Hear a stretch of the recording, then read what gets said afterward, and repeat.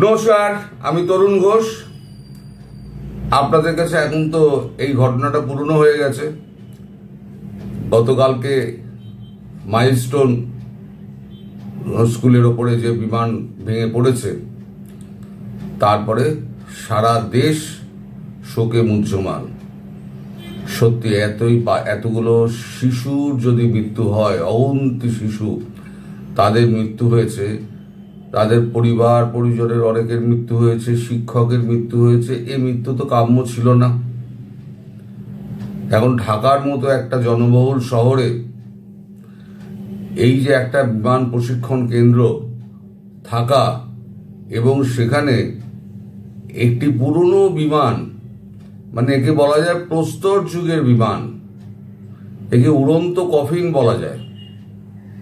আমি গুগল ঘেটে দেখলাম 1965 সালে এই বিমানটা তৈরি করেছিল চীন, JF-7। 1966 সালে এটাকে ওরা কমিশন করে। তারপর 2013 সালে এটাকে অ্যাবান্ডন ঘোষণা করে, এবং বাকি যে বিমান যত ছিল, ওদের 6টা না 8টা ফ্লিট বোধহয় ছিল, স্কোয়াড্রন ছিল, সেই স্কোয়াড্রনগুলোকে সমস্ত বাতিল করে স্ক্র্যাপে পাঠিয়ে দেয় এবং যন্ত্রপাতি বানানো বন্ধ করে দেয়। যেহেতু স্ক্র্যাপ হয়ে গেছে, আর যন্ত্রপাতি বানানোর দরকার নেই। এখন তারা 4th generation, 5th generation, 6th generation নিয়ে কাজ করছে।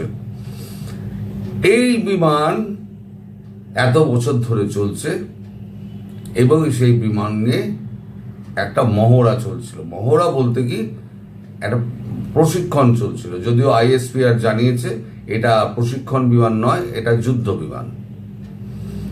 এই প্রস্তর যুগের যুদ্ধ বিমান, মানে 2013 সালে যেটা চীন বাতিল করে দিয়েছে, 2025 সালে এত বছর বাদেও সেটা ব্যবহার করা হচ্ছে। এবং ঢাকার মতো জনবহুল শহরে প্রথম যখন খবরটা আমার কাছে এসেছিল, তখন আমি মনে করেছিলাম নেহাতি দুর্ঘটনা, এছাড়া আর কিছু হতে পারে না।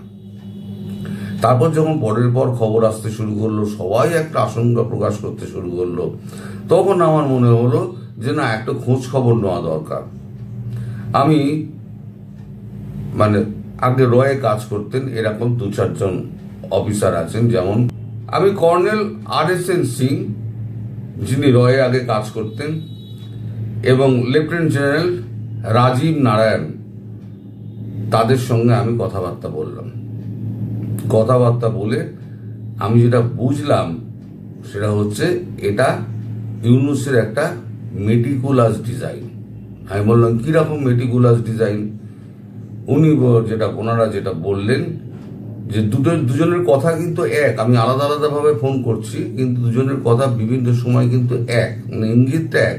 কথাগুলো হয়তো একই রকম নয়, কিন্তু ইঙ্গিতটা এক। সেটা হচ্ছে যে ISI এর কাছে খবর ছিল যে ভারত যে কোনো দিন আক্রমণ করতে পারে বাংলাদেশকে। তাহলে আক্রমণ প্রতিরোধ করার একটা উপায় কি? এমন কিছু একটা ঘটাতে হবে, যেটা ঘটালে বিশ্ব জেনে যাবে। বিশ্ব জেনে গেলে হইচই পড়ে যাবে। সেই মুহূর্তে ভারত আর আক্রমণের মতো সুযোগ পাবে না। তাহলে কি করা যায়? তাহলে একটা পুরনো যুদ্ধ বিমান একটা ঢাকার বুকে ওড়ানো হলো। এখন ইউনুসের কপাল খারাপ হলো গিয়ে, ইউনুস কখনো ভাবতে পারেনি এই যুদ্ধ বিমানটা গিয়ে ভেঙে পড়বে একেবারে স্কুল ভবনের ওপরে, যেখানে শতাধিক বাচ্চা, আমি যেটা শুনলাম, বাচ্চা বয়স মিলিয়ে শতাধিক মারা গেছেন। এখনো সরকার কিছু কনফার্ম করছে না। এদের প্ল্যান ছিল ঢাকার জনবহুল যে কোনো রাস্তার ওপরে প্লেনটাকে ক্র্যাশ করিয়ে দাও। প্লেনে একটা বিচ্যুতি ছিল, এবং ফুল ফুয়েল ছিল না প্লেনে। যদি ফুল ফুয়েল থাকতো, তাহলে পরে যে আগুনের যে মাত্রা হতো আর যে উত্তাপ হতো, তাতে পুরো বিল্ডিং, প্রেমিসেস এরিয়া পুরো ছারখার হয়ে যেত। যেমন আমাদের বোয়িং যখন আমাদের অ্যাক্সিডেন্ট হয়েছিল, সেই সময় আপনারা সেই চিত্র দেখেছেন যে কিভাবে একদম দুম করে পড়ে গেল, দুটো ইঞ্জিন ফেল করে, এবং একটা ফাঁকা মাঠে পড়েছিল বলে প্রাণে বেঁচেছে, কিন্তু যাত্রীরা সব শেষ। এখানে বিমানের পাইলটও মারা গেছে শুনছি, একজন ছিলেন না দুজন ছিলেন সে নিয়েও এখন অনেক রকম ধোঁয়াশা রয়েছে। মানে এই যে প্ল্যানটা ইউনূসের, এই প্ল্যানটা কিন্তু মানে এসেছে আইএসআই এর কাছ থেকে, এক্সিকিউশন করেছে সেনাবাহিনী। আপনারা এবার আবার বলুন যে ফায়ার ব্রিগেড পৌঁছানোর আগে সেনাবাহিনী পৌঁছে গেল কি করে? তাহলে সেনাবাহিনীর কাছে কোনো খবর ছিল?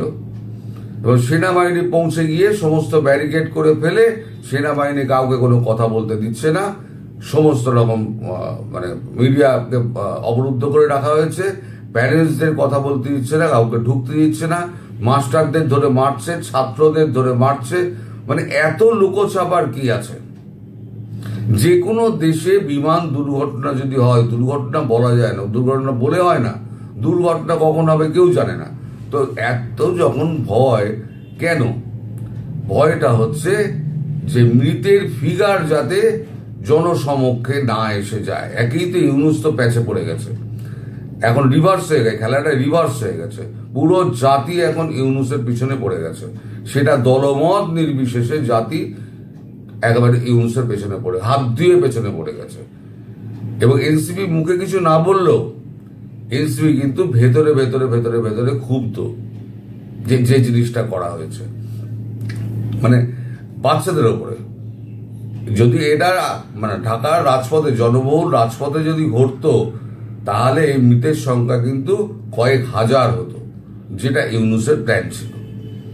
এটা আমরা জানতে পারছি গোয়েন্দা সূত্র মারফত। এখন ইউনূসের প্ল্যান কেন 100% সাকসেসফুল? ইউনূসের প্ল্যান এই কারণে 100% সাকসেসফুল যে অবস্থার সৃষ্টি একটা হয়েছিল, হয়তো যে কোনো দিন ভারত আক্রমণ করতে পারে। RSN সিং যেটা বলছেন, রাজীব নারায়ণ, লেফটেন্যান্ট জেনারেল রাজীব নারায়ণ যেটা বলছেন যে আমাদের কাছে খবর ছিল যে কোনো দিন যে কোনো সময় ভারত আক্রমণ করে দেবে। তারপরে ভারতের মতো একটা দেশকে যদি থামাতে হয় তাহলে বিশ্ব মিডিয়ার কাছে এমন কিছু একটা উপস্থিত করো যেটাতে ভারত চাপে পড়ে যাবে। আর ভারত এমন একটা দেশ যে ভারত মূল্যায়নটা বোঝে, যেখানে সাধারণ নাগরিক এবং শিশু মারা গেছে, সেখানে ভারতবর্ষ দুম করে কালকেই অ্যাটাক করে দেবে না। সবাই জানে, ভারতবর্ষকে সবাই জানে, ভারতবর্ষ এটা করবে না। ফলে ইউনূস যে চক্রান্তটা করেছে, এই যে প্ল্যানটা করেছে, সেটাতে কিন্তু গোয়েন্দারা বলছে সেটাতে সে 100% সফল। কিন্তু দেশের মধ্যে ইউনূসের যে অবস্থা হয়েছে, এখন হাল হয়েছে, ইউনূসের এখন টেকা খুব মুশকিল। ইউনূস এখন ছেড়ে দেবা কেঁদে বাঁচি অবস্থা। ইউনূসকে যে বিএনপি থেকে, জামাত থেকে আরম্ভ করে সবাই মিলে গালাগাল করছে, হয়তো প্রকাশ্যে নয় কিন্তু ভেতরে ভেতরে গালাগাল চলছে। আজকে হাসিনার নামে, শেখ হাসিনার নামে এত কথা বলা হয়। এই যে লাস্ট কিন্তু সেই উদ্ধার হলো কোথায় না, মেট্রো রেলে করে আহতদের নিয়ে গিয়ে 50 কিলোমিটার দূরে এই হসপিটালে, যে হসপিটালটা শেখ হাসিনাই একমাত্র তৈরি করেছিলেন বাংলাদেশের বুকে, সেই হাসপাতালে।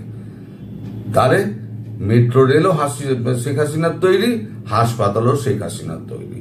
এবার এই হাসপাতালে যে ভারত মানে বাংলাদেশের যে সব থেকে বড় ডাক্তার, তার নামটা আমি ভুলে গেলাম, একজন হিন্দু, তাকে তিনি শেখ হাসিনার আমলে তিনি স্বাস্থ্যমন্ত্রী ছিলেন বলে তাকে অ্যারেস্ট করার জন্য উঠে পড়ে লেগেছিলেন এই আমাদের ইউনূস।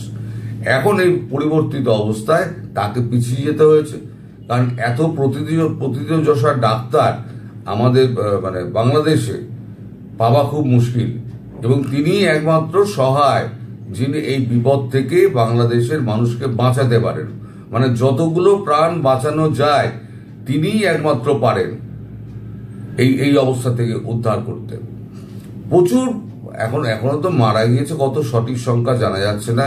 এই সঠিক সংখ্যাটা চাপার জন্য এই বাড়ি বাড়ি গিয়ে সমস্ত হুমকি দেওয়া হচ্ছে যে আপনারা কোনো কথা মিডিয়ার সামনে কোনো কথা বলবেন না, আপনারা কোথায় আপনার কবর দেওয়া হচ্ছে সে আমরা জায়গা বলে দেবো, আপনারা ওখানে গিয়ে সমস্ত নামাজ পড়বেন, কিন্তু আপনারা কথা বলবেন না। কেন এত চাপাচাপি কিসের? দুর্ঘটনা তো হতেই পারে, যে কোনো দেশের বিমান দুর্ঘটনা যখন তখন হতে পারে। কেউ তার জন্য এই অবস্থা এরকম ভাবে করতে হবে, চাপাচাপি করে যেতে হবে। এখানে ভারতের আক্রমণকে ঠেকানোর জন্য মেটিকুলাস ডিজাইন একটা তৈরি করেছিল ইউনুস, সেটা মাথায় বুদ্ধি দিয়েছে আইএসআই এবং সেটা এক্সিকিউট করেছে ইউনুস। কিন্তু ইউনুসের প্রবলেম হয়ে গেছে, ঢাকার রাস্তায়, জনবহুল রাস্তায় ওটা না পড়লো গিয়ে শিশু এবং কিশোরদের একটা স্কুলে। এটা হলো ইউনুসের ব্যর্থতা, এবং তার জন্য ইউনুস এখন সর্বদেশে সর্বত্র এখন কেবল অভিসম্পাতের ভাগিদার হচ্ছেন। পাপ বাপকে ছাড়ে না ডক্টর ইউনুস, আপনি যা করছেন এর ফল কিন্তু আপনাকে ভুগতে হবে। কতদিন আপনি পেছাবেন?